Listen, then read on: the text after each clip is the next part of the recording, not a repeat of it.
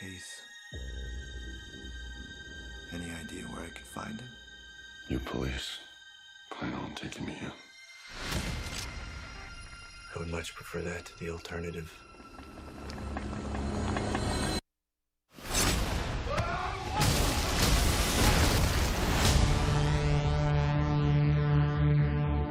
Every leap of civilization was built off the back of slaves. Replicants are the future, but I can only make so many. I had the lock, and he has the key. I think I found him. That's not possible. If this gets out, we've bought ourselves a war. You're a cop. I had your job once. Things were simpler then. What do you want? I want to ask you some questions. What happened? I covered my tracks, scrambled the records. We were being hunted. By who? They know you're here.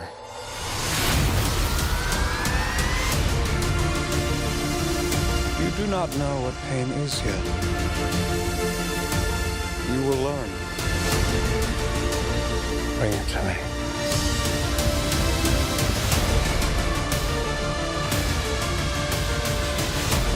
This breaks the world. We have to go. I'm coming with you.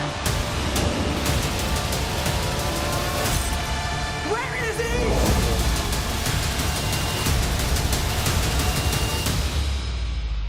The future of the species is finally unearthed.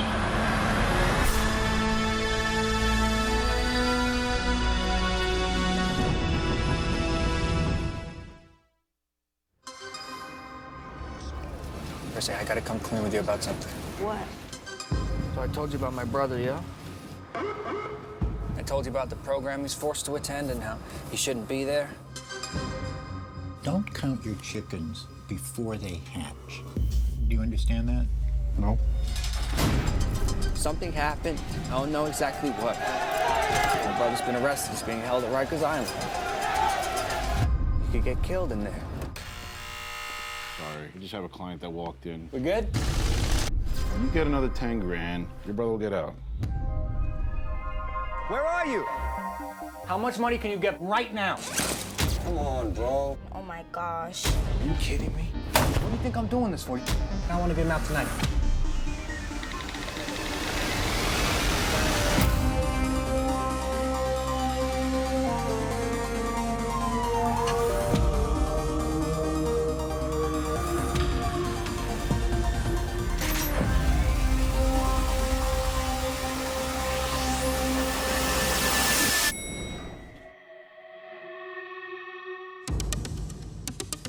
Don't be confused.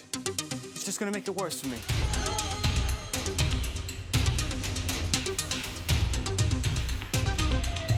You ever do time before? Is your brother okay? Listen, I want you to come with me. Now, you are gonna love it.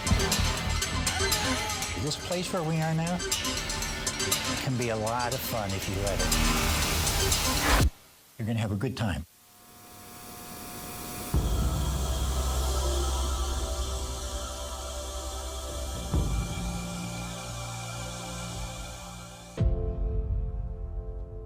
Just to remind me of my screw up.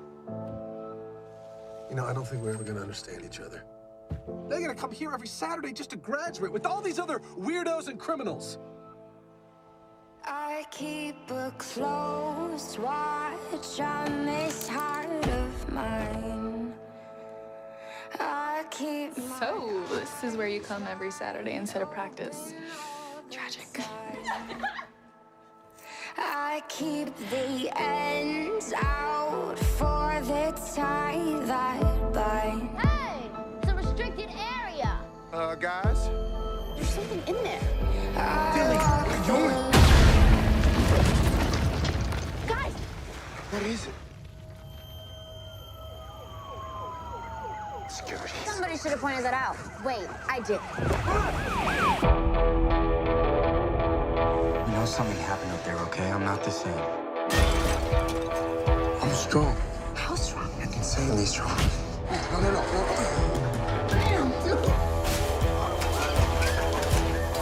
I feel like we need to go back up there. I'm gonna jump across with her, and then you jump. Piece of cake. Let's go. No, don't jump. Jason! That's not a piece of cake!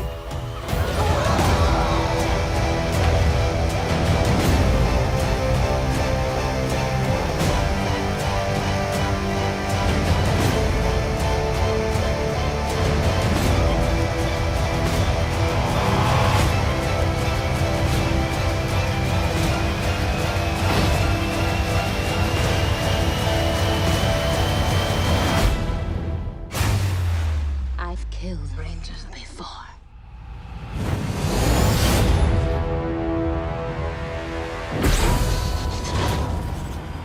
It's happening!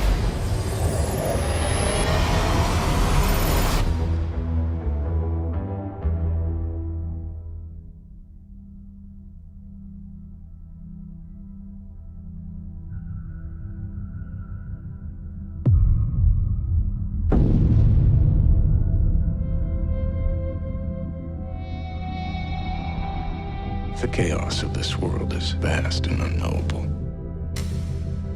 We like to think we can understand it.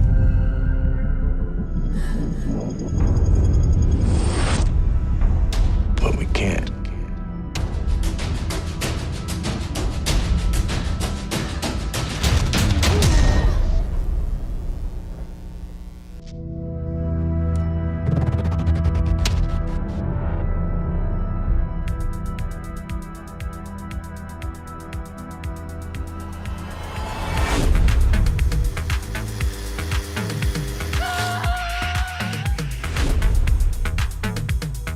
All of us here,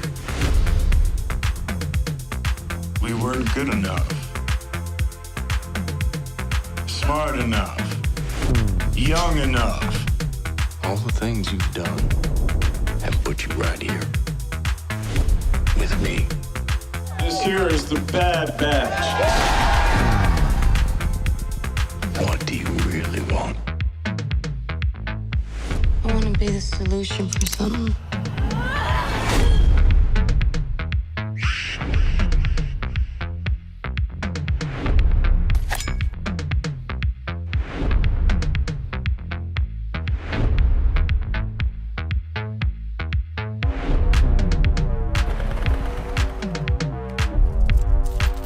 Here's the thing, being good or bad mostly depends on who you're standing next to.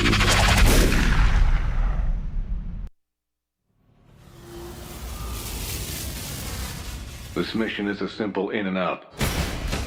Agent Valerian, you'll be running solo. I only work with my partner. Hi. We're a team. Let's go.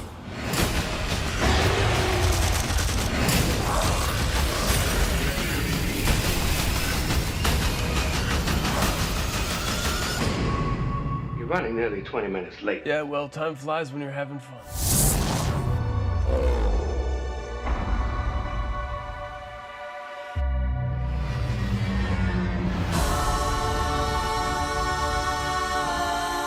Welcome to Alpha.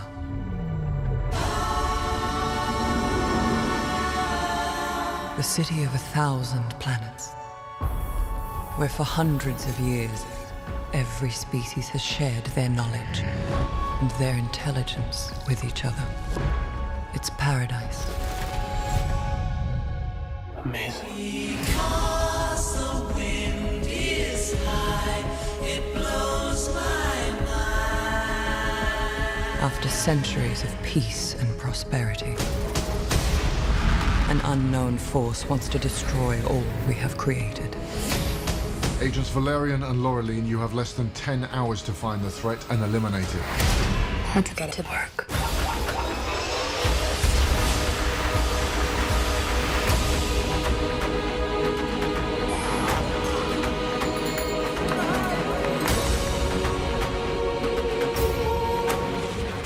universe is after us. We need the two of you to be the guardians of our future.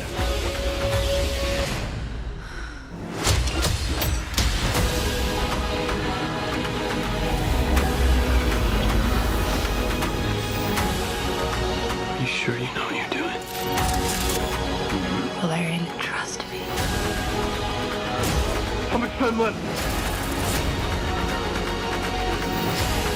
Your destiny is in your hands. I taught him how to do that.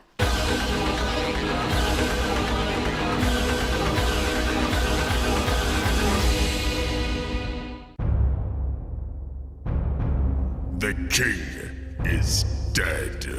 The north wind howls across the wastes, and with it comes dark tidings.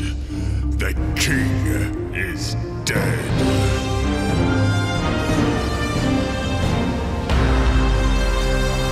Fuck you! What are you doing here in my place? What are you doing in my place? Get the fuck out of here! You get the fuck out of here! What are you doing in my place?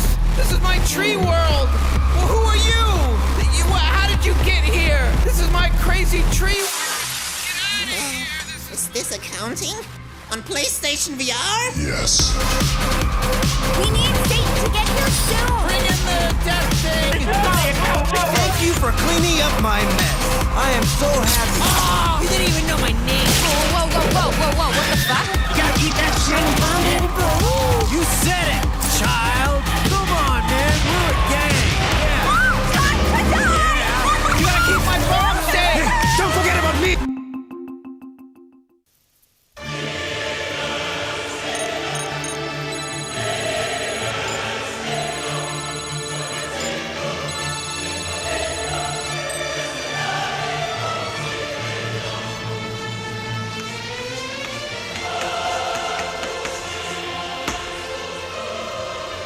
人生はゲームです。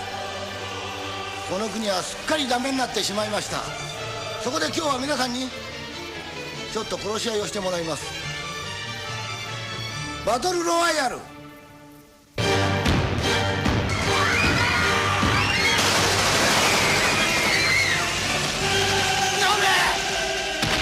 嫌なやつだと思うかもしれないけど、他のみんなが怖いもん。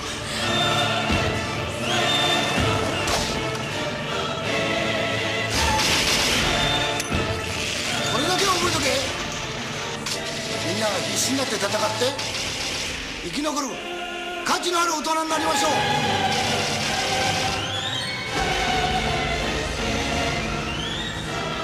おじおじ、死後してんじゃねえ。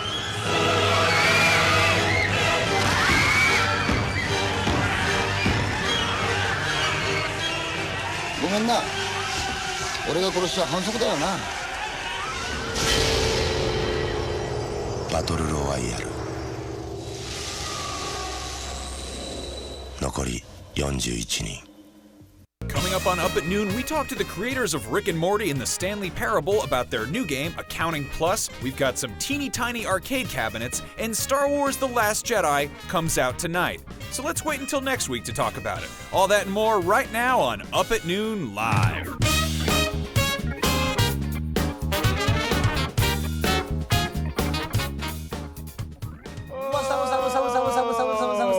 What's up? Hey, I'm everybody. Brian Altano, that's Max Scoville. Welcome to Up at Noon. Hey, what's How up? are you? Hi, welcome to Up at Noon. Yeah, this is a great welcome show. Welcome to Up at Noon. This is your first one. This is Up at Noon. You gotta stay. You should stick. Don't. And welcome. Thanks for to being Up here. at Noon. Thanks for joining us. Brian, what the hell is this show? Up at Noon is our weekly comedy variety show here at IGN, where we cover a large breadth of subject matter, such as comic books, movies, video games, TV shows, toys, coffee. Jabba the Hutt stickers that you water in on bottles, the water right all there. Look kinds at of that. stuff. There he is. Look at this. I put some new stickers in my water bottle. I got some small men on here. I got Bosk. Great I job. got Jabba. Great job, Brian. I got the Gamorrean Gourd. But real quick. Up at Noon is on every week on all the things that IGN is on. So Twitch, Roku, Apple TV, Xbox One, PS4, Wowza. I still don't know if somebody wrote Wowza in there as a joke, but we're on Wowza now, and It's so just, we read it every week stream now. the thing. We're on all the platforms. So if you've got a thing that you like to watch stuff on, it probably has an IGN app. So download the IGN app for that, and you can watch things. We have the chat open for Twitch and YouTube right now. We're taking a look at that. First things first. Star Wars The Last Jedi comes out tonight. This is one of the most anticipated movies of all time. We get to hear Luke Skywalker talk in a movie for the first time since 1983. That's pretty exciting. We're not going to talk about it this episode. Nope. Because you guys haven't seen it yet. We both got a chance to see it, which is incredibly cool. We're going to get a ton of stuff going up on IGN that's going to be all about all the kind of weird, theories and details and spoilery stuff. But this episode, we want to just let everyone kind of hang out and have a good time. If you're trying to avoid spoilers, I would get the hell out of the chat. Yeah. Because there's always the chance that bad people come in and ruin everything. Yeah, because there's dirty toilet boys everywhere, and they try to ruin things. They're basically they're doing the thing that like people do on school, like schoolyard bullies, right? Like they try to get people to like them by making them suffer, and that's gross. Is that what what bullies were trying to do? That's the entire ideology behind it. Weird. It's because they can't be loved at home because usually their dads are out at Vegas rolling away all the monies from the house on ladies and stripperettes. All right, so anyway, the big, huge news this week, or this morning even, is we've been hearing about this for a while. Disney bought all of the 21st Century Fox assets, meaning all of their movies and TV stuff. This is huge. This is a massive, massive thing. It could be kind of bad because it could be like a monopoly. Disney is becoming this even huger conglomerate. They bought Marvel, they bought Lucasfilm. They are gradually kind of engulfing all of the different ways that things used to get made. They borrowed Spider-Man. Yeah. And a lot of people have questions about this. First things first, this won't happen overnight. This is going to take a lot of paperwork, a lot of lawyers, a lot of conversations, and that means you're probably not going to see Wolverine showing up in a stinger at the end of Ant-Man and the Wasp, or I don't know, the entire X-Men showing up in Infinity War. Yeah, I'm not sure how soon we got wind of, or the first time Spider-Man made any sort of reference or appearance in the MCU stuff after the deal. It's probably a year and a half. Yeah, I mean that's an entirely different deal because that was 6 months. A partnership between Sony Pictures and Disney. In this case, Disney is straight up just grabbing it all up. They have said that Deadpool will stay R-rated. They're not trying to screw up Deadpool. So the good news is he will now be able to go to the bathroom in a TIE fighter like he's doing here, and it won't be a conflict of interest. In addition to this meaning big huge stuff for the MCU and adding in other Marvel stuff like X-Men and the Fantastic Four and characters introduced in those universes, this also means that Disney now has control of Alien, Predator, The Simpsons, Family Guy, Bob's Burgers, Avatar, The X-Files, Die Hard, and it kind of keeps going. If anything said Fox at the beginning of it, now it's part of Disney. One thing that is sort of a silver lining here is that Fox, 20th Century Fox, released the original Star Wars trilogy and the prequels, I guess. Right. And because of that weird, Lucasfilm made those, but Fox released those, and then Disney bought all the rights to them. Or at least A New Hope. This specifically A New Hope. This could mean that we get the uncut, untarnished version of those movies in some form. Maybe. Yeah. I don't know. In the list of maybe 6 great things that comes from this, that's definitely one of them. By and large, though, this sucks. This is gross. This is bad. This shouldn't happen. There shouldn't be one company owning everything like this. This is what we're getting closer and closer to. I don't think that any of these products will benefit genuinely from this deal. Now, some of you may be saying cool, now we'll get to see Wolverine show up and things. That's great. That's good. I would argue that Logan was totally fine without Disney's control. What would have been cool is if Disney scooped up the entirety of Marvel before Marvel licensed out all of their properties back around when the X-Men got a movie. Yeah. So I mean, silver lining is we get superhero movies, but overall this is probably not a good thing for the world or for culture. Or for just new ideas, because it all kind of becomes part of this one conglomerate. On that note, if you live in the States and you're not paying attention, net neutrality is in danger. That's the whole thing where the internet works. So, I don't know, consult your local... they killed it. They killed it, but it's not dead. It's not. There's always. That's what it looks like when one company owns everything, right? Yeah. And that kind of sucks. I love Star Wars. I love Disney. I genuinely do. They make great. It's really hard to get mad at them, right? They're way better than the picture of that one guy you keep seeing when net neutrality pops up, who looks like just a version of me who just all the time. This sucks. This really sucks. I do understand that a lot of people are excited about their favorite fantasy men coming together to battle on screen. I don't think this is genuinely good news for any of these IPs involved. at all. Especially the Alien and Predator. Like, what? No, I don't need Mickey Mouse's involvement with any of those things. They did figure out though that by the logic of Disney now owning Alien and the Queen Alien having tons and tons of children, those xenomorphs are now Disney princesses. So. Yeah. Slow clap to whoever. Let me the little tiny bit of hope, just a little goof and a chuckle in the midst of all this. That's fine. Yeah. Yeah, we can. Yeah, okay. The Anyway, Queen Alien is now all a right. Disney princess.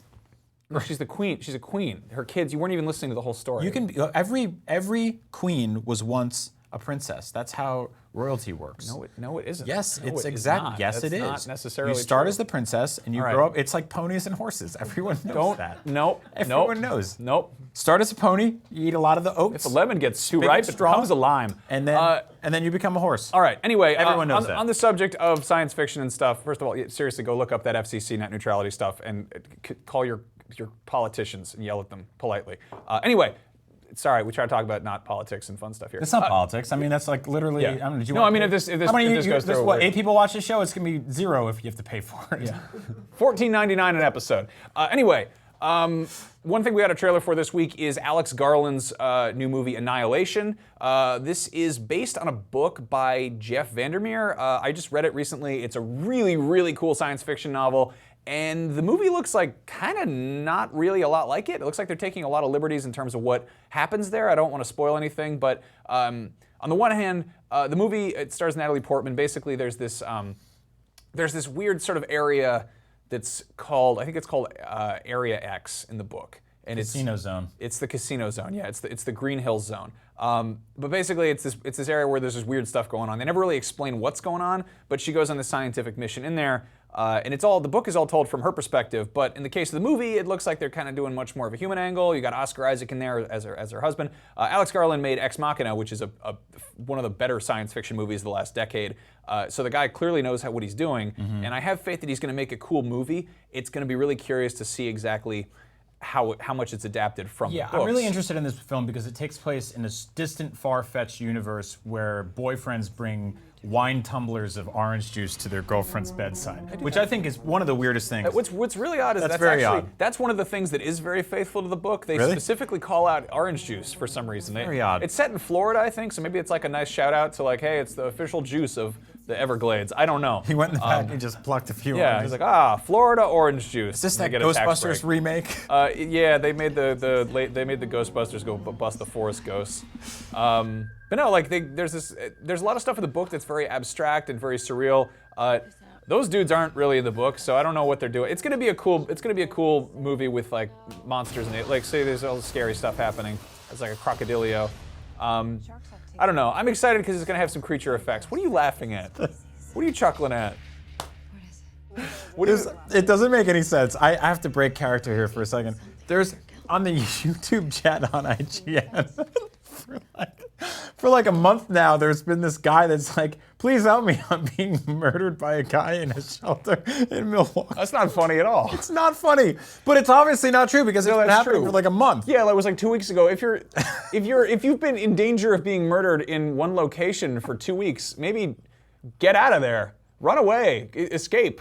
Also, if you're calling for help, go to the cops. Don't go to the chat section of a video game website. Seriously. Why don't you write your name on a pine cone and throw it into the sea? Maybe that'll be quicker. I mean, at least Annihilation looks really good. I kind of don't want to watch anything more about it. And I don't know if I'm interested in reading the book because if it is that drastically different, I don't know if that'll like be a distracting thing for me. So I want to just go in blind. What's really interesting is that Alex Garland, who's writing and directing, he started adapting it before the second 2 books came out. Are you still laughing about that person in the chat? Yeah, he's still spamming it. It doesn't even have a username. It's just just jammed on the keyboard. Really weird, really creepy even. Anyway, so one big thing that happened this week is PlayerUnknown's Battleground finally came out in preview mode for Xbox One. Yeah. And it's a mess. Yeah, it's really kind of an embarrassing, just a pile of okay. So that game it has its charm. It's a janky game. That is part of its charm, yeah. It's part of its charm, and it's one thing to be like, oh, like you got to get a PC that's able to run this game. I kind of get that. It's made by a small team. The fact that this is one of the best things that Microsoft has going for it this year, this was like the biggest PC game of 2017, hands down. Hands down. Yeah, And 20 million copies sold. I don't understand how Microsoft was like, this'll do. I want to get some stuff out of the way real quick before we rant a little bit. PUBG is awesome, and it's really unique, and it's really fun. And the level of sort of like terror and freedom I felt playing this game, not knowing what would happen next, getting literally airdropped into this giant weird map and having to fend for myself and survive as the world shrinks and you and 99 other people have to kill each other until one of you is left, is brilliant. It's a really cool concept, it's really smart, and on PC it's probably way better executed. In fact, I know it is because people are playing it, and it's shipped in a, workable fashion. It's got problems, it's rough around the edges, it feels janky as hell sometimes. Oh yeah. But on Xbox One, here's where the conversation changes a little bit. This game is glitchy on Xbox One. There's massive frame rate drops. There are issues where there's clipping and you'll fall through geometry and through walls and floors. Obviously, your story may vary. When you play this game, this might go smooth for you, it might not. No, I mean, it's a game about, it's a kind of a roll of the dice left or right, and that's really even more so in this case because you don't know if you're going to just suddenly not be in the game. And so like I want to raise the conversation a little bit here, and I don't want to use this as an opportunity to sort of poop on Microsoft because I don't think they're necessarily to blame, and I don't want to poop on PUBG and the people making that game. I just want to talk about what a game in preview form means. Historically, we cover previews here at IGN. We preview games before they're out. Lately, between early access and sort of EA services and a bunch of other, gamers themselves have gotten the opportunity to do what the industry has been doing for a very long time, which is check things out before they are ready for public consumption, right? And I think that's the key point there. For decades, gamers had demos. You had demo discs. You had CD-ROMs that came in the mail with like PlayStation Magazine and all these other things. You would hop on to Xbox Live, which is one of the first things I did when I got my 360, and I downloaded a bunch of demos for games like Fight Night and Burnout, and they were awesome, right?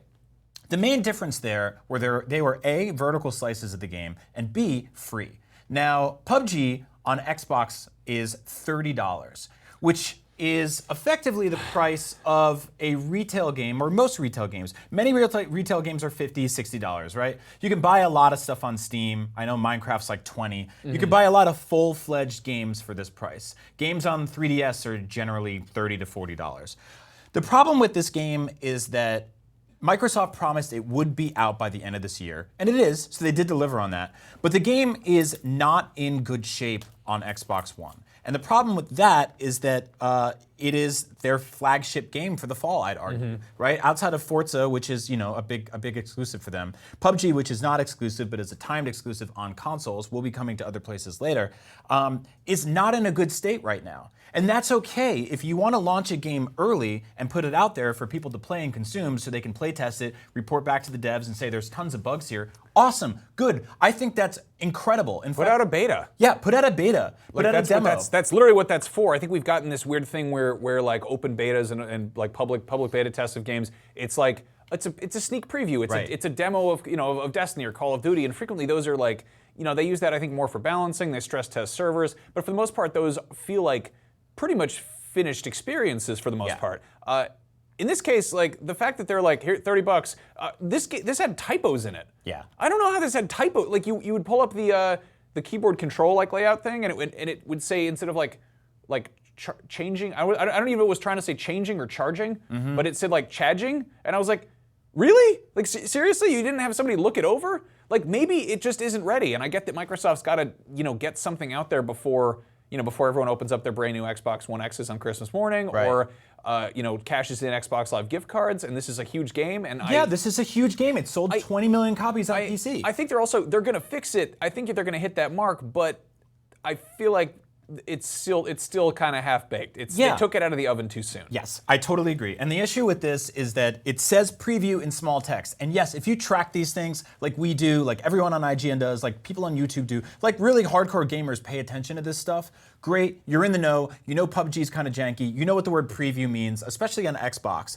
But for the average player, the misinformed consumer or the uninformed consumer, they're coming in going like, I've seen streams of this game, I've heard about this game. This was on the Game Awards as a Game of the Year nominee. Was IGN's Game of the Year nominee on like PC. A super big budget live action trailer for it. Yeah. Like maybe take some of that money and put it into like a little bit of QA testing. And so the average consumer is going to turn on their brand new Xbox One X, which admittedly it does run better on than it does on the base or the S. The gameplay we're showing right here is on Xbox One X. Yeah. Playing on Xbox One, like I've got a One S and it looks embarrassing. Yeah. It's like it is like I still had a really good time screwing around in it, but I also, I don't know, I'd like randomly get kicked or I'd die and I would do this thing that was like this weird opposite of a victory pose where my body would flip upside down and my shoe would stick out of the floor. Yeah. And I would just be hanging in like gray space. And so this is what I'm worried about, right? Like big picture, the industry in general. What is a finished game and when do you sell it?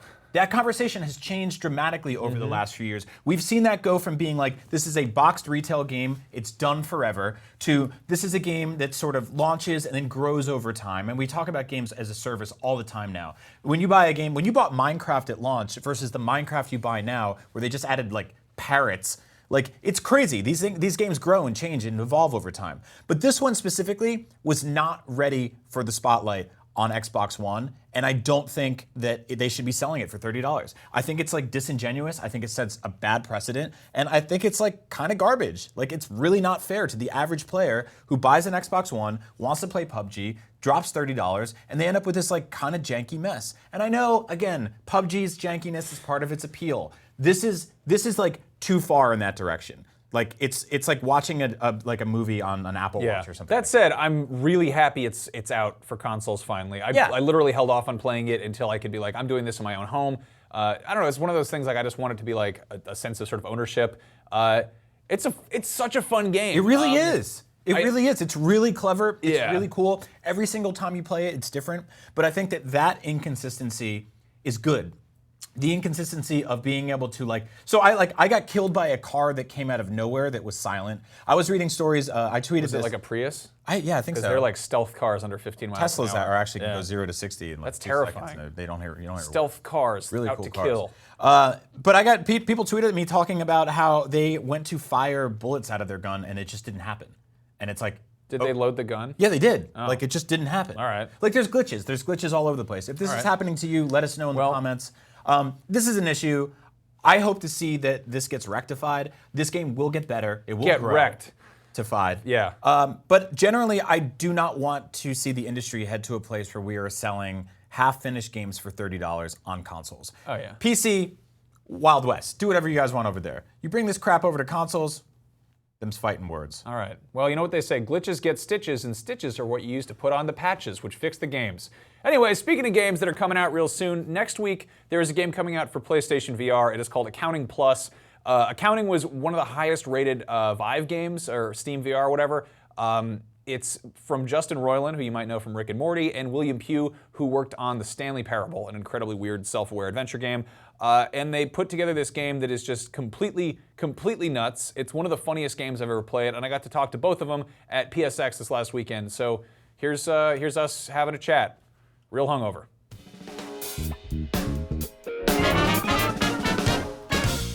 Hello everybody, Max here for IGN. I am at the PlayStation Experience and I'm with William Pugh and Justin Roiland. People may know you guys from working on The Stanley Parable or Rick and Morty. You've got a game that's coming to PSVR. It's called Accounting Plus. What is Accounting Plus, please? It's a video game for PlayStation VR. Yeah, and it's got accounting in it. It's for accountants. If you're an accountant, this is your game. Finally, the time has come for the accountants. You guys are Michigan J. Frogging me right now. This is the funniest game I've ever played. This game is full of swearing and strange nonsense. It's sort of an adventure game, but like I honestly played for a minute. I still don't really know how it works. You made a funny game. How did that work? You put the tree guy in the tree and you make him say "fuck you." We just didn't question anything. We were like, all right, fuck it. There's the tree guy in a tree. They're on the phone to you. They need you to stop to get back into the wrong VR world. Yeah, you get lost in the VR world. Then there's a bone skeleton. There's a bone thing. There's a clown, and this new one's got a clown. Yeah. Can you find him? Can you find him? I feel like with games, there's a problem when Too hard. with games that like they're obviously they have to function. There's so much like fine tuning that goes into them that so often like kind of jokes just get like chopped off or like manicured out. But it feels like your game has this incredibly like raw and like almost abrasive level of like not giving a fuck to it. Yeah, no, it's because we don't give a fuck, right? That we definitely had a lot of punk game sensibilities going into it. Like at the start, we were like, oh yeah, we can highlight every object that you need to use before the step and like make it really obvious and like easy for everyone to play, because like every VR game kind of prior to this had been used to showcase the hardware, anyone would have to be able to get in. Yeah, and play grandma, it. uncle. Yeah. What's this? Accounting. How do I do this? Where am I? Where am I? Well, like you're working in VR, which is this crazy, weird Wild West, but at the same time, yeah, it is that kind of that level of safety to it. And you've got this like punk attitude, but at the same time, this is one of the highest rated, like the first accounting vanilla on Metacritic. Like it's a good game, but you at the same time, you're just like you're kind of going nuts with it. Yeah, it's shocking that it's a good game, right? No, it's for how little we gave a shit. And no, it makes perfect. It makes perfect sense. Yeah. We put the work in. Yeah, we did. And we did. That's true. We that's put the work what matters, you know. Yeah, we did. At the end of the day, when push came to shove, we put the work in. So Accounting Plus. Put the work in. We put the work in. Especially Accounting Plus. There's your tagline. Yeah. I love how you guys are like, I'm like, hi everybody, video game journalist here, and I'm here to ask you the questions. We're just so hungover, man. IGN exclusive. We are very hungover. You're not going to get that anywhere else. That's an exclusive for IGN. We are hungover at PSX. Okay, who would have thought? We got to eat our vegetables here. What does Accounting Plus do? What's the plus part of it? What are you adding to PS4 that isn't in the regular version? Double the size, twice the price. The game is much longer. We've got a ton of new Crazy areas. characters. Yeah, tons of new. I mean, it's just tons of new stuff in the game. I mean, it's a completely new game, really. It really is. I mean, kind of. It's like a sequel, but we decided to keep all the old stuff in there. Yeah, well. yeah, it is. Yeah, I mean, we could have just made a completely new game. But they were like, oh fuck it, let's just build on the back of So Frankenstein it. It's the original game, but now there's all kinds of forks in the road and just different places you can go, and it's bigger. What's your favorite thing you've done in VR that you weren't directly involved with? Because you also had the Rick and Morty VR game. You have a VR company, so. For me, God, I want to say. I fucking love that game. What is that game called? The one where you're like you have to have the biggest space and you watch people crawl around. I'm blanking on the name. It's an amazing game, and I was like reaching out to the studio going, please make more. And they're like, maybe. And I get it, because it's like, we don't know if there's any money in this. What the hell is the name? It's like literally, man. I'm drawing a blank here too, but I mean, honestly, it's a room scale game, and it's like you're sort of going around in circles, but every time you go into a new space, it's constantly changing and evolving, and you're shimmying your way, like, You're talking about Spleebly 2? No, that's not what it's called. I'm sure it's called. But that's a great name though. That's if anyone wants to go ahead and make Spleebly 2. I've already copyrighted it. Oh, it. okay, then don't do it, because you'll be sued. Because he copyrighted it already. This guy. Yeah, he has a team of lawyers right behind him in his shadow. You They're can't hiding see them behind the couch. and they just copyright things. They just all day. That's all they do. They have little tiny computers. But yeah, so that game, Arizona Sunshine, that's an easy one. It's like, yeah, that's a fun game. What about you, William? VR games? Oh, Space Pirate Trainer. That's what he was Pirate Trainer is very good. Thank you. I was gonna. Yeah. That game's it's good. That game's addictive, man. Like you get super addictive to that. Now, this is like a kind of messed up question to ask two people who just shipped a VR game, but do you think VR games are going to take off? Do you think they're here? Is it happening? I think we got another couple of years. We got another few years, but yeah, it's coming. I think the bottom line is, like, when it hits mass, that's going to be, price point and, all this shit. It's like people right now, like, oh, I need to buy a $2,000 computer, and then is that how they say it? $2,000 computer? I need to buy a $2,000 computer. Where am I? You're at Fry's. But yeah, you got to buy a fancy computer, then you got to buy the hardware. I mean, it's like by the time you're done, you're like, I don't have any money left. And you also have to have an empty room or whatever. You know, we're talking rooms. I'm talking about like certain VR. I think PlayStation VR is kind of that's the best. Yeah, it's great because enough people can get it. Yeah, what do they have, like 45 million PlayStation 4s? PlayStation 4s, maybe. I don't know this. But they don't have that many. not VR, but like PlayStation 4. So all you need is a PlayStation 4, and so I don't know. I love PSVR. It's great. I'm having a ball with it. It's seated, or for me when I play it seated, which is nice. I'm like, I didn't realize seated was so comfy. I'm used to this stand-in VR nonsense. So for people who haven't played VR, like, they're like, I don't know if it's real. Like, what do you say to that? Like, what's your sort of elevator pitch for it? I feel like when somebody says that, try it. Yeah, exactly. If somebody says that they haven't tried VR, or they tried like Google Cardboard or something. They fuck that shit. Yeah, it's like, I mean, very admirable. Like, okay, cool. You Google, you made a bunch of cardboard things, but really you did a disservice to VR because there's so many people out there that are like, yeah, I tried VR. Fucking joke. It's a gimmick. And I'm like, well, what did you try? Cardboard, fucking on my face thing. Okay, well, that's the problem. Yeah. You didn't try it. You tried Google Cardboard. That's not VR. That's like a parlor trick. Yeah, you didn't go to Disney World. You went to the county fair. Yes, like or you went to a weird closet in your uncle's house or something. That's Google Cardboard. It's horrible. I mean, listen, it's cool. It's like, oh, cool, I got cardboard and I put a phone in and it works. But it doesn't work. It's 3 degrees. There's no positional tracking. It's you're holding a thing on your head. You're like, I don't want to hold this anymore on my head. I mean, come on. Now we have things that hold it for you on your head. It's called a head holder. That's the official name, from what I was told. The technical name, the head holder. The head holder, the ring, the head holder ring. Official terminology. Yeah. Here you have the head holder. Yeah. And you've got the eye goggle pieces. That's right. You've got the rubber flaps. Yep, rubber flaps. You've got And then you've got the adjustable button. The adjustable button. And that's the old model. The new one has the button in a different place. Does it? Emergent technology. Yeah, they flipped it. Why would they? I don't know. There's one floating around here somewhere. Son of a gun. So Sony's genius. When do people get their hands on Accounting Plus? We got to wrap this up, but December 19th this month, and a couple of pre-order now on the US store and get 15% off. Yeah, 15. 15. I mean, it's $9 at that point, right, or $10? Something around that range. Which is a very good price for this game. Hi, you're very hungover. Can I make you talk about VR headset sales numbers and then do percentage math?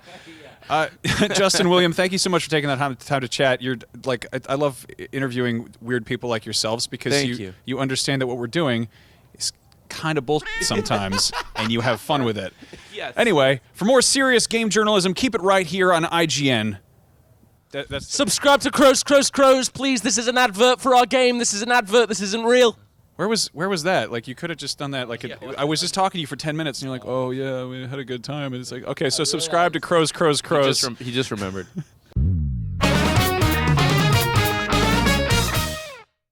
All right. Yeah, so that game is out for PSVR on the 19th, and I want to say it's getting like a full, like, Accounting Plus will also be coming to PC, but I'm not sure about that. It's super cheap. I think it's like $10 right now if you pre-order it, pre-purchase, whatever. That's awesome. So yeah, a week from now, it's super fun. It's weird because it's simultaneously just totally off the cuff, but it also is very, very functional. Something that's not functional, something that I have a huge problem with, something that we've addressed on this show before. We've talked about this. There's some trouble going on down at the old Build-A-Bear workshop, and I'm sick of it. I'm sick and tired of these bears that they're trying to make you build, and I don't like them one bit. They're at it again this time around with Super Mario Build-A-Bears. They suck. Let's look at the pictures of them. They're awful. They're just the worst. Here's Mario as a Build-A-Bear. It's $28. Look at the. Here, let's get it. There, don't put it in there. Why are you making it? You get that wretched. Get away from me, you beast! Stop! Make it fly around like a phantasm. All right, so the actual size is probably more like. Keep it. Go on. There. Now it is an accurately sized Build-A-Bear. We have the actual one here. I'm glad I don't have to touch the real thing. Anyway. Yeah. Watch this. I'm gonna send it into the space. Throw it away. Ready? 1, 2, 3. Yay. Goodbye, Build-A-Bear. So anyway, the Build-A-Bear Workshop is that place down at the mall if you still have one of those and they're still there. I don't know. I don't go there. But they've got this machine. What? Yeah, there he is. I don't know. That's the same image. Why did you... What were you reacting to? This is horrible. Let me tell you why this is bad. Picture. This is a I'm worse in the middle. one. Okay, all right. Go. This is why this is bad. Would you just wake up or something? What was that? This is why this is bad. This bear is covered in hair, but he also grew a mustache. The court rests. Why would you ever watch this show? This is terrifying. Look at that face. Look at that. It's coming right towards us. All right. Okay, this is really... Look at that. What's that? Did he shave that from a man and put it on his face? His bear face didn't grow that. He already has hair there. Look at all the hair he has as the bear. All right. And he grew a different mustache hair. Okay. It's sick. Okay, so maybe hair is your problem with these Build-A-Bears and their mustaches. Yeah. But what if I told you they also make several reptiles in this scale that are also still hairy? I don't like it one bit. Here's Yoshi. He looks like the lizard skin. Here's the thing about these guys is that Build-A-Bear has their style guide. And they don't care what Nintendo or Star Wars or whoever's style guide is. They're gonna make all of the arms and legs of these other characters meet their specifications. So Yoshi has weird legs and his feet are too small and it just looks off. That's not good. It looks like a dinosaur with allergies. He should have like a much bigger behind and a big pooch. What but did he they do doesn't. to him? Also, again, it's a lizard, but he's soft. They could have made him out of like pleather or something, like a dinosaur's skin. And if we're being really realistic, Yoshi has feathers. Or a dinosaur has feathers. I don't know if is he even a dinosaur? While we're here, guess what? That's not a bear. It's not a bear. Straight up not a bear. Stop saying it's a bear. You can build a bear, but you can all these are not bears. Why don't you call your place Bam, build a monster? Well, you can. Here's one. It's Bowser. Build a Bowser. What? Yeah, look at this. Awful. I don't look at it. His hands are too big. Dreadful. Yeah, that's a $35 not a bear. That's disgusting. They should call it Not a Bear Workshop. That's not a bear at all. That's what they should call it. They should call it Nightmare Animal Cave. Yeah, they could call it that. And then finally, here's this fungus weirdo. Just not even, why? You just stole that from another store that was selling toads. That's not a bear. That's just a regular bootleg toad. It doesn't even look like anything else. So anyway, I think Build-A-Bear sent us a bear to unbox once, and we didn't like it, and we made fun of it, and people were like, why are these adult men so mad at this stuffed animal? That's not a bear. So we're going to war with Build-A-Bear. That's right, Build-A-Bear. bear. We don't like the bear. It's a fungus boy. He's a toad. Go in the, if you work at Build-A-Bear, I want you to do me a favor. Take the one computer you have in your store. Go in the back, go to Google, type in bear, click images, look at what those animals look like, and you get that toad out of that store. That's not a bear, neither is the lizard, not the dinosaur, or the man who's a plumber. Not a bear, at all. I mean, you could be a plumber and a bear, but it's like a different type of bear. It's like a San Francisco bear. We have a lot of those here. All right. You can grow a mustache, it's awesome. You know what really just screws it up entirely? What? If you really, like, you want bears, here's a Peach costume. What? Because what's a style guide? Why do anything consistently? That including is a bear. that transition. So you know what a bear looks like. Now you know what a bear looks like. Now you figured out what a bear is. You don't even need the license. You could just sell this. Oh, it's a princess dress. Make your bear look like a princess. It doesn't even look enough like Princess Peach because it's a bear. So wait a minute. So they're coming up with these characters. There's a man and he's in the back and he's like, I forgot what a bear looks like. And he does 4 of them and he goes, I just remembered. It's this. I think there's a gas leak in that store, and I don't think it's safe for children to go in there. Hell yeah, and it's definitely the same gas leak here. Yeah. Anyway, Up at Noon is a comedy variety show, and all opinions voiced here do not represent the IGN or Ziff Davis, the parent company, and please don't sue us for. Go to the web. Go look up. God, good Lord, get it out of here. Go to their website. Why would you? I don't want to. No, I want to show you the worst thing about these bears. You get that thing off of my face. Get it out of here. Get it out of here. Look at that horrible bear. I can't go to the website right now. They're using the image from my computer to make a ghost. Okay, hold on. Go to the website. Buildabear.com. I want to show you the worst thing about this website. A lot of you were very upset this year at EA, which justifiably you should have, because they had a lot of bad ideas with that Star Wars Battlefront 2. Right. They had loot boxes and crates. They had bad DLC. You know what else they have here on the Build-A-Bear website? On the Super Mario Build-A-Bear website? They have DLC for their bears. They have real-life DLC that you can buy for these bears. Click on it, Max. Let's take a look. I said I'm in. Okay, we're in. This is it. This is their website. Hacked into the Build-A-Bear website. Look at this. They've got the Pokemon, but they're not bears at all. No. Okay, so hold on. Go back. What the get out of here. Go back to the Mario thing. Click on What about Bowser. this one? No, don't click What on if we that looked at goat. this? What if we looked I at don't this like one? that goat. Go to Bowser. Look at these children's hands. You just hear me out. Go to Bowser. Go to Bowser. For the love All of right, God. fine. Go to Bowser. Okay, All right. scroll down. Look what they have for Bowser. Keep going. Start customizing. Keep going. No, scroll down. Stop going on the goat. The goat's kind of nice, honestly. Scroll down. Keep going. Look at this. What is that Oh. for $7? It's the theme song. You can buy voice packs. 5 you can in buy one Bowser DLC for this non-bear Bowser to make him say things like "Help me, I'm not a bear," and "Why am I in this store?" I think you And can what the sample hell? the sound Who effects, kidnapped but I me? don't know if we got sound coming out of this computer. Really? Yeah, but weird thing about Build-A-Bear, among other, really a lot of them, is they have a machine there. They have the stuffing, the stuffer machine, where they is We have it sound? playing the sounds of this. I can't hear it from here. I don't know what is it. Is he saying Bowser's? What's he saying? It's only playing. It's only playing for you guys. It's just Bowser noises.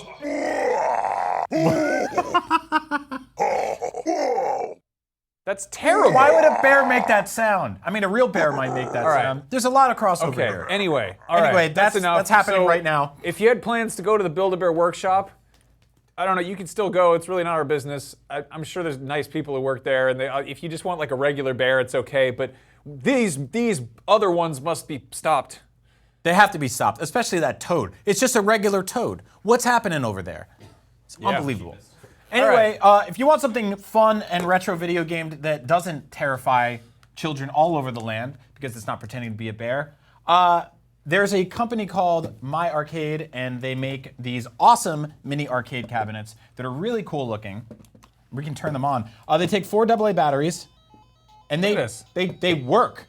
Yeah, these are working arcades. They're like full-blown little mini video games. So you can play Bad Dudes. I'm gonna try to play it backwards on the computer, on the screen. Yeah, which is I'm very playing hard. Burger Time right now. So these are little arcade cabinets. They work really well with certain things like Yoda. So you can just be like, here he is. Hey, are you a bad enough dude to rescue the president from ninjas? Are you a bad enough dude to stop Darth Vader? Who else can play these? I guess Deadpool could. Deadpool They're funny little they're funny little cabinets. So apparently I was talking to Sam Claiborne, who's like our expert here at IGN about our mini arcades. But My Arcade makes these. These are $30, and the major difference between these and the original cabinets is that some of the art and the marquee art is kind of different. They take some style decisions on their own. But the really cool thing is to turn them on or off, there is a button right here that's basically the, your coin box. Yeah. There's a headphone jack, so you could bring these on the train and just listen to them anywhere. You look like a giant who just stole something out of an arcade. There's little joysticks that actually you can take them right off and just so play you the just games use with the the D-pad. D-pad. And apparently they're based on the NES versions, or not necessarily the original arcade versions, but whatever. I hope they make a lot of these. I hope they make like a bunch of. I hope they partner with Konami and make like Contra and stuff like that, because I'm really into the design of these, and they have this really cool effect where like when you line them all up, they look better. Yeah, they look like an arcade. I like the idea of some hobbyists getting a hold of these and really just and making them look like they're made of old wood and putting stickers and gum on the bottom of them and stuff and just weathering the hell out of them. Yeah, I mean, I really like Burger Time for some odd reason. I just really like burgers, so like the idea of making them and killing sausages. It's one of the only games where hot dogs chase after you. Karate Champ is a really terrible game. Yeah. It's really bad. But the cabinet's cool. Yeah.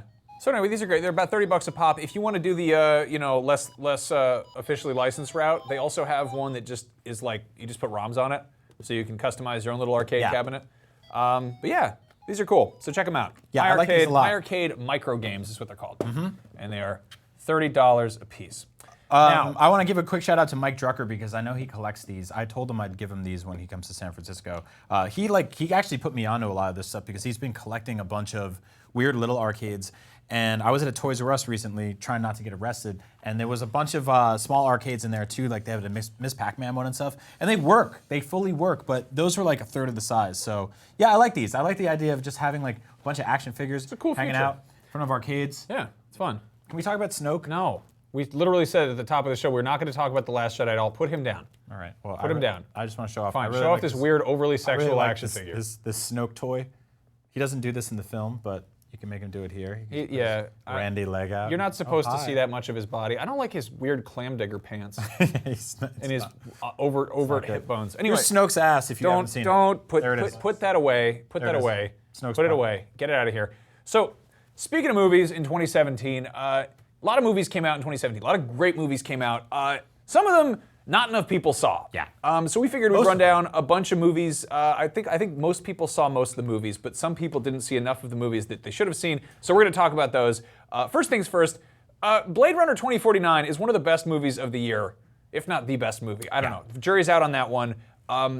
This is a gorgeous, amazing, incredible, stunning, epic science fiction film, and apparently not enough people were interested in it. It bombed. It was effectively a huge big flop, and please remedy that. Whenever this comes out on demand or on Blu-ray, go support it. I will say this is probably the best movie cinematography-wise or visually of the year. It's also incredibly bleak, so I can see why a lot of people didn't rush to it, because people don't really like to see like kind of dark, sad things when it comes to going to see a movie. It's not a fun movie by any means. No. It's not even like an action movie. They show action in the trailers and stuff, but it's a weird kind of art house noir, cyberpunk, like, you know, it's about people. Yeah, honestly, like if you like Star Wars because it's visually interesting and it feels like escapism to a place that you hopefully will never have to go to, watch this movie. I know like a lot of you haven't seen the original. Watch that too. Watch the director's cut.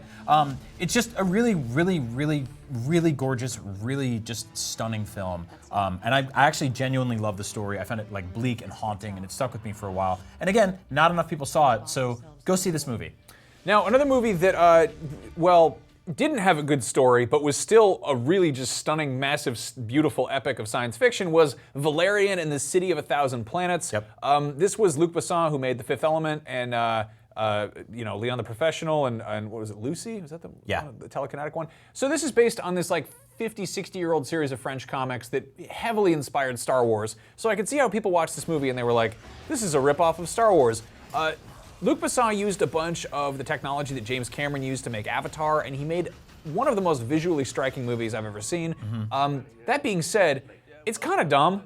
Like, it's kind of a goofy, weird movie. It's got a lot of just strange sensibilities, and I can see why people didn't enjoy it. It's also the acting from the leads is sort of stilted and wooden, and it's passable at best. I won't say that they're unlikable. I think there is a good chemistry between the two of them, but I will say that is not the movie's strong point. Think of this movie as sort of escapism, tourism to a distant planet that you'd never get to visit on your own. And sit down in front of a really nice TV with some really good sound, and just take this movie in as sort of a ride. Think about it like you're at a theme park or something like that, and you're just indulging in the visual feast that is this film. It's like just consistently fun and exciting. It's in what I would say Blade Runner is sort of like miserable, but in a fun way. This is just straight up like joyous. And all of like the fun and color and humor that wasn't in Blade Runner is in this movie. Yeah. And it was one of the worst openings of the year.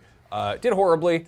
I can totally, I guess, see why. It was a weird kind of experimental approach to marketing where one studio wasn't behind it, so I don't think there was any like, there wasn't really a ton of promotion for it. Yeah. And also, it was just sort of, how do you do the elevator pitch for this? It's based on comics that nobody even read. Like it was something that Luc Besson has always loved. It was what inspired The Fifth Element. It's just strange. I don't know. If you got a 4K TV, take it for a spin because it's a ton of fun. Speaking of a ton of fun, Power Rangers. That came out this year. I think you might have forgotten about that already. That was really enjoyable. Like that was like a lot. I think a lot of people. I don't know what was expected from it. I don't know if people wanted like a seriously actual like dark, serious adaptation of Power Rangers, but it's still Power Rangers.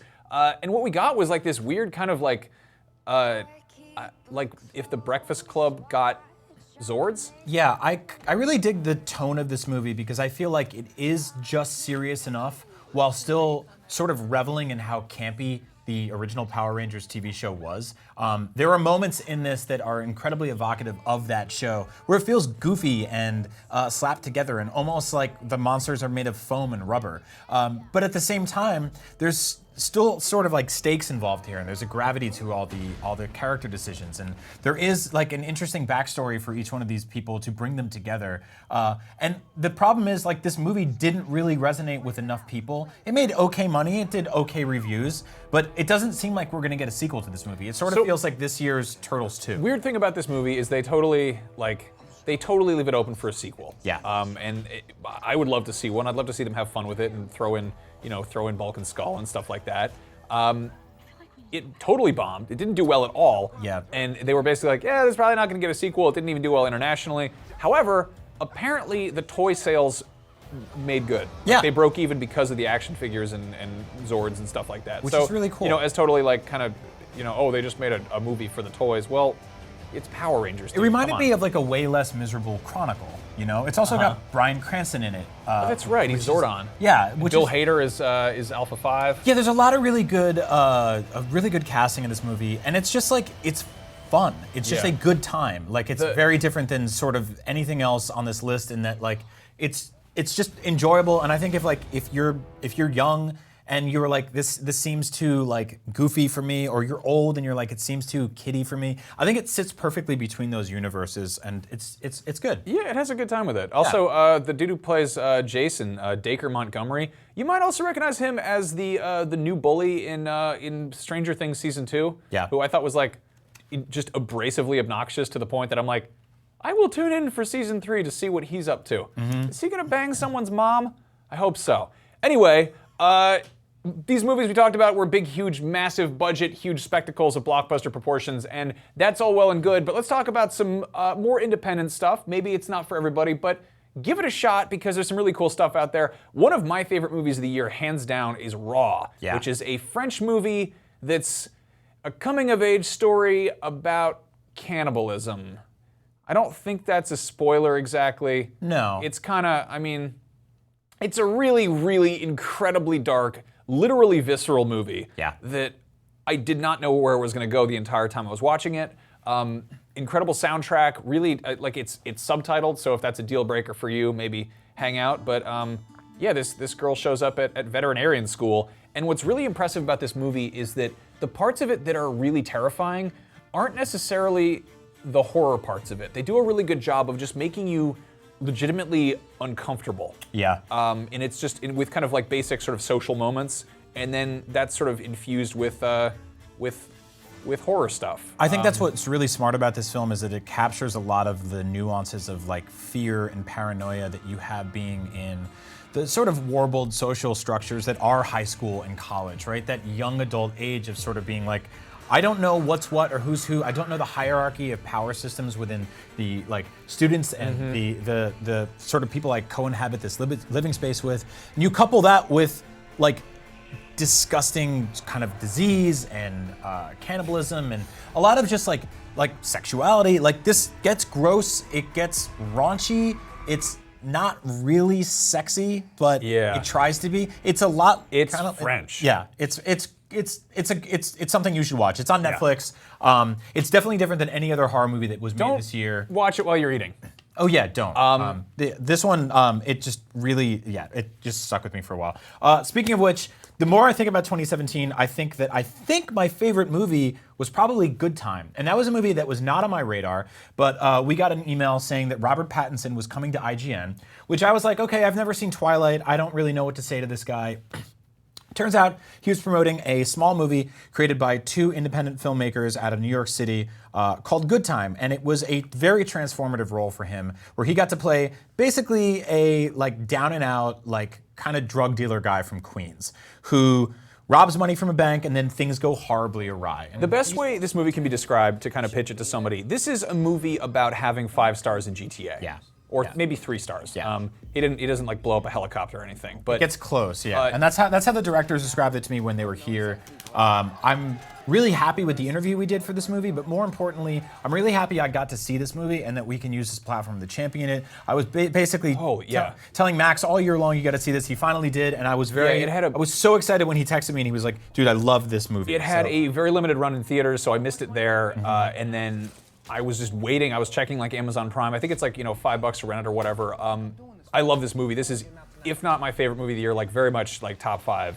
It sort of reminds me of, I watched it. I immediately wanted to watch it again. Yeah, it reminds me of those movies where things keep getting worse and worse, but you can't look away. And also the fact that the motivation of the main characters are that they are doing the right thing when you as the audience is going like, no, you're not. Shout out to the soundtrack too, which is just unbelievable. Yeah. Like it's it feels very Blade Runner-y, but with some more 90s sensibilities. I mean, this movie feels kind of dystopian and kind of futuristic, but It's set in present day. Yeah. It's just, I don't know, it's got, I mean, maybe it's just because we play too many video games. There's parts of it that feel kind of video gamey, but it's really, it's just intense. Give it a shot. Don't watch any more of this trailer. Let's just watch. Let's just move watch on this here. Movie. So while we're talking about like just kind of insane sort of art house stuff, The Bad Batch is a movie that I really loved.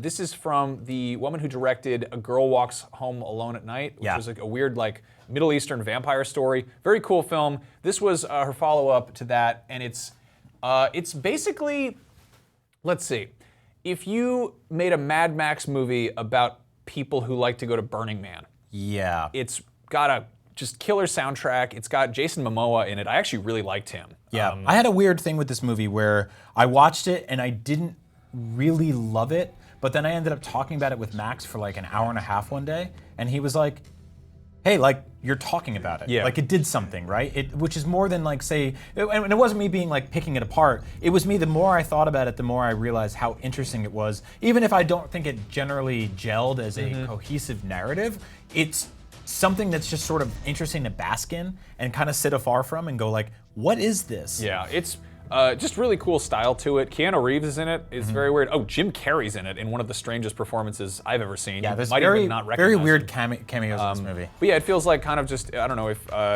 yeah, it's if you like post-apocalyptic stuff, you know, put it on. And it's really odd that these were the two big Jason Momoa movies this year. Yeah, it's like because they're on, you know, Justice League and then this. And it's about a woman who's missing an arm, and basically just horrible things go down all around her and keep getting worse. Yeah, I mean, it feels like, I don't know, it's someone's Fallout game, but very, very stylized. Yeah. Hipster Fallout. Yeah. Now, one movie that not enough people saw, I'm one of them, was, did I not get an image for it? Darren Aronofsky's Mother. Right. Mother was written and directed by Darren Aronofsky, and sort of the what now became the tail end of his relationship with Jennifer Lawrence. Javier Bardem is in this movie, and it's sort of a haunting allegory for creation. It's about a couple that live in the house, and people start to show up at this house, and things just get worse and worse. And I think that like horror movies at their best succeed when they sort of impede on fears that we have that are tangible and realistic. And the idea of guests come to your house guests that will not leave or consistently make things worse, that like spill stuff all over the place, that ramps up in this film in a way that I cannot possibly describe and you cannot possibly imagine until you see it. This is an interesting movie because people fell into two camps watching this movie, including some of my closest friends. This was one of the most divisive movies I've ever seen. Where they either walked out saying like, that was the worst movie I've ever seen in my life, or oh my God, that's one of the most interesting things I've ever witnessed. Yeah. Their marriage or their relationship actually fell apart, which is really interesting that this art came from that and they got to share that with us. But watching this movie, even if you take away the creation allegory, even if you take away the religious connotations, as a horror film about house guests coming over and making your life worse is incredibly creepy. It's a perfect holiday movie. Yeah, and it's just, I think the more you dig into it, the more you'll like it. If you're like me, maybe you can discern whether it is a good or bad movie, and you'll just watch it because it's just something that's special and different. If you're not familiar with Aronofsky's work, he makes movies you really only need to watch once because they will kick your ass. Yeah. I've seen Requiem for a Dream 1.5 times, and I remember way too much of it way too well. That was a movie I watched half my lifetime ago. I saw The Wrestler in theaters, and there are images in that just stuck with me. Yeah. He makes brutal, like kind of upsetting movies, but I mean, he obviously knows what he's doing because they stick with you. Yeah, he makes art. Lastly, Brawl in Cell Block 99 is a movie not enough of you know about, especially because I know our audience gravitates towards things like Baby Driver and John Wick, you know, like movies that are sort of like stylish, big, brawny action films, right? And Brawl in Cell Block 99, starring Vince Vaughn in a role I've never seen him like again, is the story of a guy who basically has to go into jail to save his significant other. He's a good dude, he loses his job, things go bad, he goes Final Fight Street Fighter on his car, and it just gets worse and worse from there. But as a movie that's sort of like evocative of like, I would say like Die Hard or you know, some of the early kind of like Faces of Death films or something like that. It's really, really interesting because it is so brutal, it is so savage, and you do end up rooting for this guy who is this kind of like down and out small town dude who is just trying to keep things going for the people he cares about. And he does that by exacting revenge on horrible people in the most violent and brutal, bloody ways possible. So watch this movie because this is very different than anything else this year. It's a way less big budget John Wick, and it's about sort of a prison sequence, but it's very different than anything else on this list. It's violent. It's savage. That's on Amazon right now? Yeah, I think you can rent this now. So and Bone Tomahawk, which is from the same team, is also awesome. Shout out to that. Came out last year. Again, very brutal movie. So those are movies we love. Not enough people saw them. Some of them was because they just bombed at the box office. Some of them because, I don't know, they're weird, more indie stuff. But like, we're dudes who love violent video games and action figures. So if we recommend something artsy-fartsy to you, it's probably because it secretly is really badass. So take a look at those. What's a movie you saw not enough people didn't think they watched? How does the word work? What's a movie you saw that not enough to see? I don't know. Anyway, what's your favorite movie of 2017 that wasn't a blockbuster success? Let us know in the comments, and I don't know. That's about the end of our show. You want to play the Star Wars toys for a minute? Yeah, sure. Let's do it. We've had this box sitting under this exact desk for quite some time now. This is an ancient box. Yeah, this is from 1997. This is from our good friend and coworker Brandon Hunt, who has been collecting Star Wars toys since a kid. This is probably my least favorite color, I will say. That's a nice puce. Yeah, or like sea salmon. We're gonna have to clean these up later, but whatever. This is a giant box of Star Wars toys. Specifically, a lot of them hover around the Power of the Force era, which was Power of the Force 2. Power of the Force 2, where all the men started to look just super bulgy. So here's a crash course in Star Wars action figure history. Here is a Chewbacca from 1995. Basically, Kenner at the time was doing a lot of like very aggro action figures. They were trying very hard to be like, yes, these are boys' toys. They're muscle bound. Like they would give unnecessary amounts of muscles to these figures. Where's Lando? Is he in here somewhere? Like, look at these Darth Vaders. They're jacked. Yeah, they're just ripped. Look at Han Solo. Look at his shoulders. He's massive. And this was around the same time that, like, I don't know, X-Men were really huge, and I think everybody had too many muscles. And Kenner was like, yeah, we got to do that. And also a generation of people who grew up with Star Wars were like, we miss Star Wars. Make more toys of it. And there was rumors of a new Star Wars movie on the way, which of course would have been Episode 1. Something funny happened though, where I believe Lucasfilm sort of signed off on a bunch of like, they were like, oh yeah, we're gonna start working on a new movie, and they got like licensing involved, and they were like, we're gonna be doing action figures.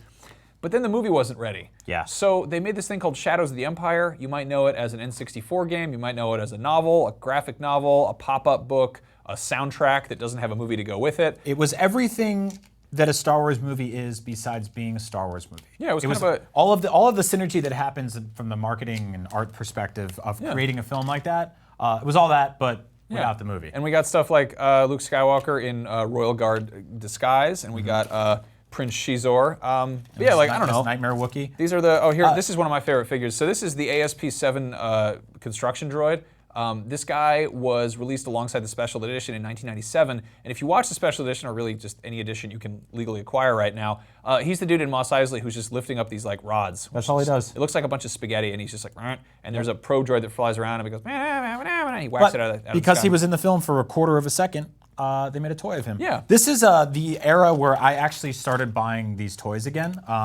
It was in the 90s, and I missed Star Wars, and I was still going to stores and. You were in high school, right? Buying action figures. Yeah, probably early high school. Yeah. And I started buying these things because they were pretty cheap. They were like $4 or $5 each, and I amassed a very small collection of these Power of the Force 2 figures. They were all on a green card, and some of them were on orange cards, I believe, too. And I kept them in my house, and my parents' basement got flooded, and a lot of them got wrecked. So here's Bib Fortuna. He's my favorite character in Star Wars. I don't know why. You can look underneath. See what's under that blouson. Oh, so you can look under the Randy skirts, but I can't. Hey, look, he's wearing fully clothes under. This man is wearing his like silky pajama bottoms. Get him out of here. We're talking about old toys.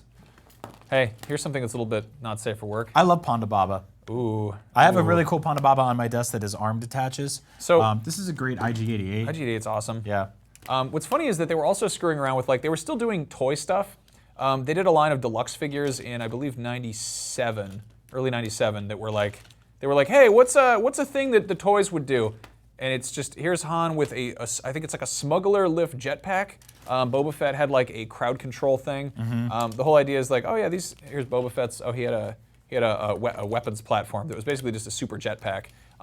This is the kind of thing you see, I don't know, you see that happen with like Batman toys where All they're the like, time, they're yeah. like, oh, it's like scuba action gear Batman, and thankfully Star Wars didn't go fully that direction. This scale's a little weird, by the way. Let's take a look at that. Yeah, I mean, you know, they did the best. Yeah, he's huge. Yeah, Yoda's much too big. But yeah, that was like the smallest figure they were making at the time. It was just so cool though, because it was like they were kind of revisiting something, and it got a whole new generation on board. You said that like you grew up with the original figures. Yeah. I don't know. This was my first exposure, and then I kind of went backwards from there. I love the Star Wars guys. I wish they made more of the new toys, but I don't know. I guess we get the high-end stuff or whatever. Well, ladies and gentlemen, that was Up at Noon. That's covered in Star Wars toys, which is, you know, really how most episodes of this show end. Yeah. Thank you so much for joining us. We are going to see Star Wars: The Last Jedi again tonight for the second time, and then we're seeing it again on Saturday. And then I don't know. What do we do from there? Then we just wait. Oh, Hopefully, 6 months, and then another Star Wars movie comes out. Basically, yeah. It's weird we still haven't seen a trailer for Han Solo. Maybe, I don't know, maybe they're going to show one tonight, maybe? I don't think so, probably not. Anyway, yeah, thank you for tuning in. Next week, we're going to go like hog wild with the Star Wars spoilers and really just dive into Last Jedi. So try to see it before then. It's a new Star Wars movie. If you watch our show, hopefully you like Star Wars because we don't shut up about it. But yeah, we'll be back next week for our last live episode. Live-ish? Are we going to be live? No, we're going to pre-record it, but we'll still have fun. So And tune in remember, for that. Don't show that to them. That's it. That's Snoke's butt. That's awful. He does this in the movie. Stop. First of all, you're gonna wear out the joint. Second of all, this is a family show. He scissors with his butt in the film. Stop saying that. You can't say these things on Up at Noon. Up at Noon, watching. IGN. Thank you for watching. Please don't tell our mom. Scissors with the butt.